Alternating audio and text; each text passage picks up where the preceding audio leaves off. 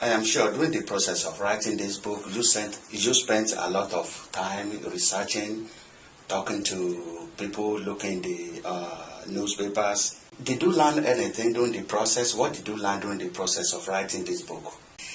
I learned a lot. One of the things I started with was just that, wow, he had a big dream. But that was all. I did not realize what it took for him to realize this dream. I did not think about him being bold, going out every day, or the challenges or the obstacles he faced. I was just awed. But as I gathered a lot more data, I discovered, yes, in terms of the American government process, getting to the White House, that structure is so rigidly in place that a newcomer coming in has to be prepared to innovate, has to be prepared to make it fresh for it to work for them. And so I saw all of the challenges that he faced. My research, some of which was done online via the AUC. Yeah, our website. Yes, your website.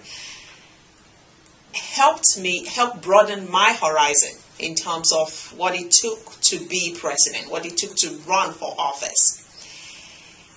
It also matured me somewhat in life. The strategies that I teach, I've learned from. Funny, the other day, my uncle asked a question. We had been at a meeting and I didn't promote my book. And so his question was, why didn't you show up and show out? And I thought about it and I said, well, it just wasn't the place to do such a thing. Not that I was afraid of doing such a thing, but it just wasn't that place.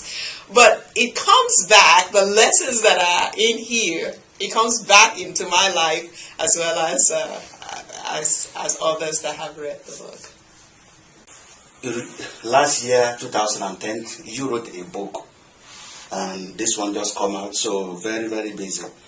Right now in America, there is a lot going on. The economy, the politics, the Republicans, the Democrats.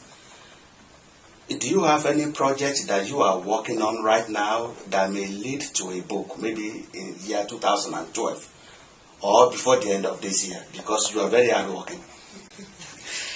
I have several projects I'm working on.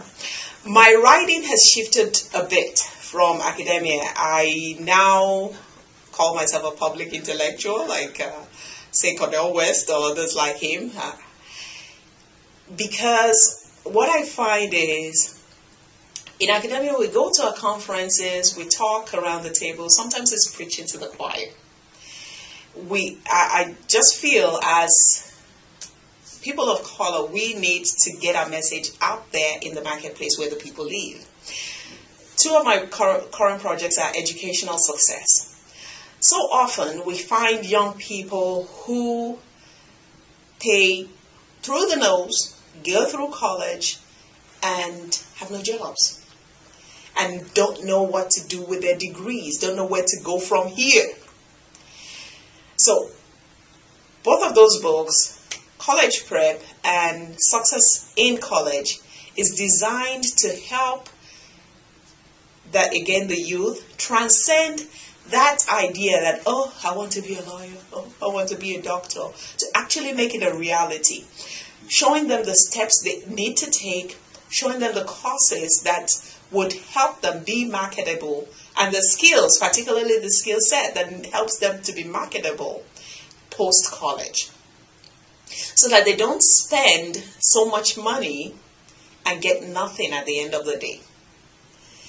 And so those are some of my current projects. I'm also Yoruba, so the book I wrote last year was Owambe, Yoruba Celebrations of Life, because I realized we are losing our culture.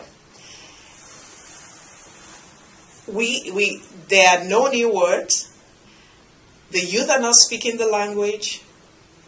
The culture is beginning to be enveloped, just like so many, due to globalization, being enveloped by the larger American culture. And so I wrote that for posterity, so to speak, for my kids, for others, so that at some point in time, should we want to return to being Yoruba, we know what it is and what we need to do. Dr. Awomolo, I see you a lot in this library, at the checkout desk, sometimes in the research consultation center. During your research for this book, were you able to use the resources of the library? Did you find the resources of the library useful for this book? Oh yes, and the very, one that you very wrote last useful. year? Very useful, very useful. I was particularly happy with the online resources, the databases. You log on through auctr.edu and access Galileo, access JSTOR, all of those databases that I use both in my teaching and in researching for this book. Unlike most books, I have footnotes and references, unlike most public books. But the thing is, I'm first an academic, even if the target of this book is not primarily my students. Although in this case, anybody can apply the principles in here. Anybody can apply it. And it would really make a difference in your life. Dr. Awomolo, we have a session in our library for new books. I'm not sure if you have been to that part of the library yet. It is way in the back where you can see all the bestsellers, on the market right now. What book are you reading right now? Are you reading any book right now? As a professor, I read a lot, but most of what I read people's dissertation because I sit on right now about 6 dissertation committees. And so I read dissertations, I read papers and what have you. However, one way I have found around simply reading dissertations is listening.